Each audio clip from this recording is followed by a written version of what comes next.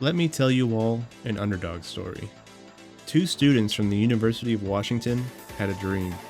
The setting is back in 2013, where there were massively popular games that fit into a relatively new Metroidvania/roguelike category.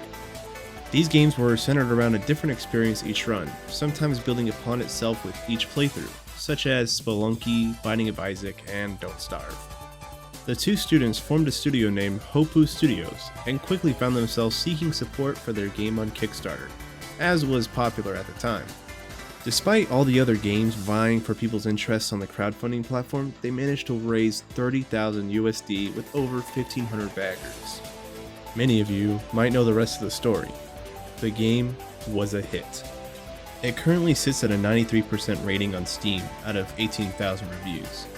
Considering that the studio is sitting at only two people, who were both students, this is a huge turn for them.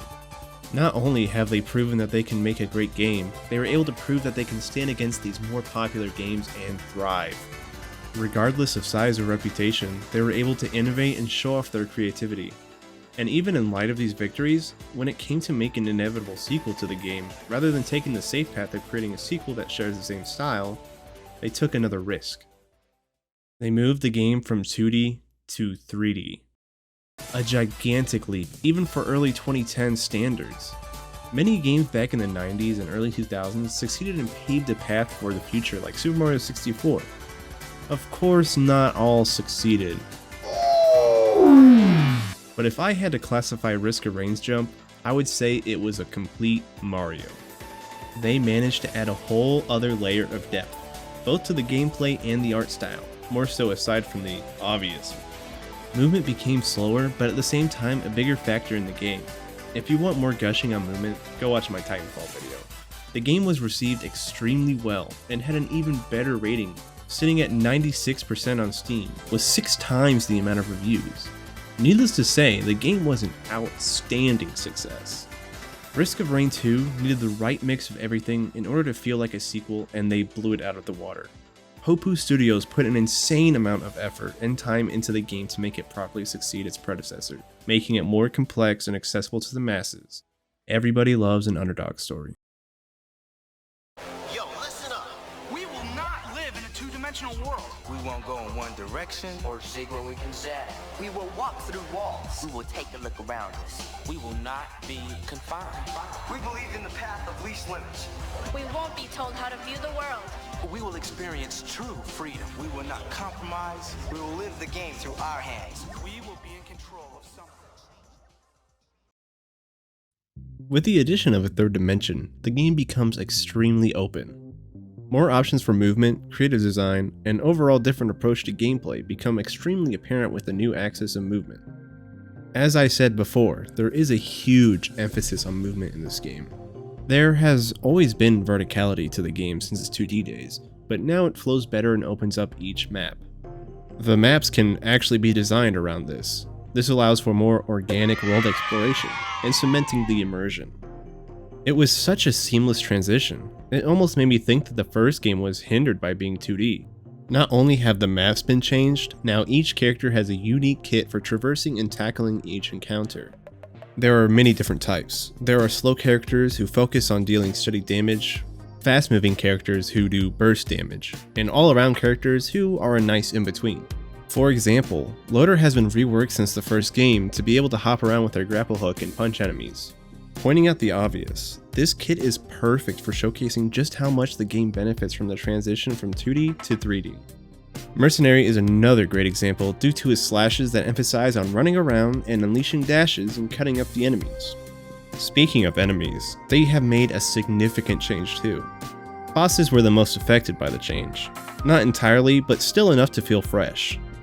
For instance, the stone golems have a laser that tracks you to force you to run around or use an ability to dodge it. Of course, not all the bosses are great. But putting these new styles of enemy movements and attacks together with newly mapped arenas lead to some very hostile environments.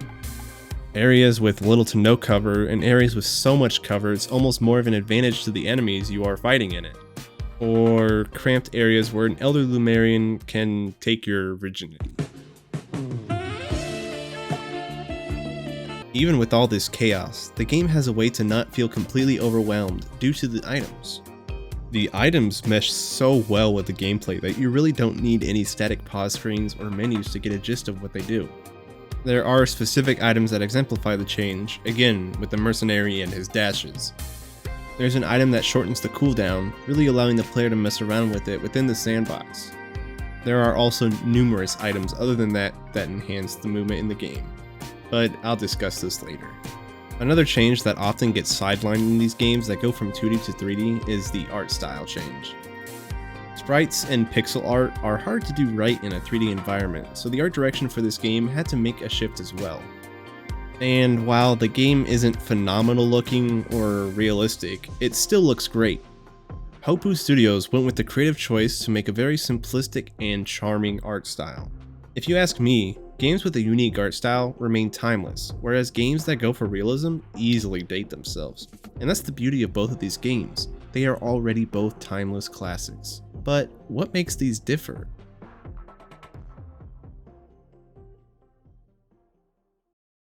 For those of you who are out of the loop, the game plays in loops, or runs. Each run, you pick a character and collect items, all the while the difficulty increases as time goes on. Which is basically 1-to-1 to what it was like in the first game. Items pretty much stay the same as well, at least in spirit. The formula didn't need to be changed. If it ain't broke, don't fix it. However, they did add items that fit the new style of the game well. One major thing they added was scrapping, where you can trade scrap into a 3D printer to print out whatever items displayed on it, thus allowing the player to have some form of choice in a seemingly random game. There's also ways to unlock new skills on characters that can change how they play fundamentally. Not only has the cast returned from the first game, but it also adds 5 new characters. The experience truly is completely different. And the exciting part is that Hopoo is still continuing to update it, as there is an expansion slotted to release later this year.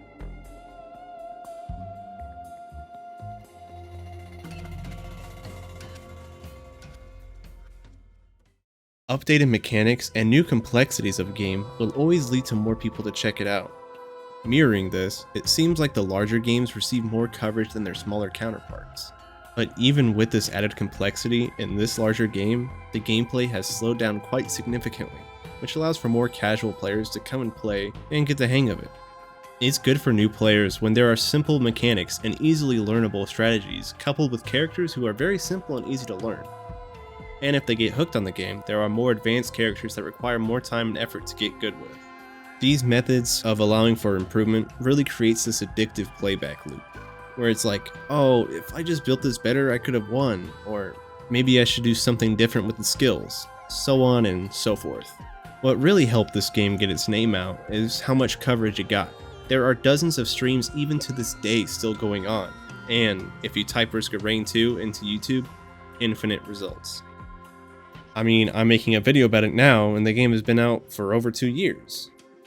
Having online co-op baked into the core gameplay also helps bring in more people as well.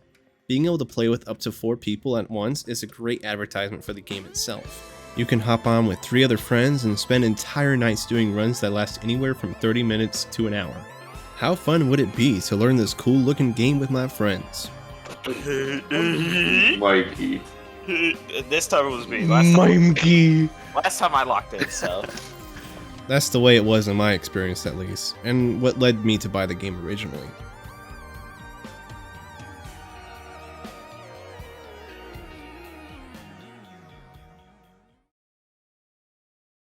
Risk of Rain 2 was the product of a very delicate creative process, and the passion shows. I can only imagine how much time and effort went into transitioning the game to 3D. But this just shows how dedicated and creative Hopoo Studios can be. It was a huge risk to change the game as much as they did, and quite possibly could have failed completely. Let this be a lesson that taking a huge risk can lead to a huge reward. Some of you might be upset because it's toward the end of the video and I haven't even mentioned the OST yet. And, well, it is some of the best video game music there is.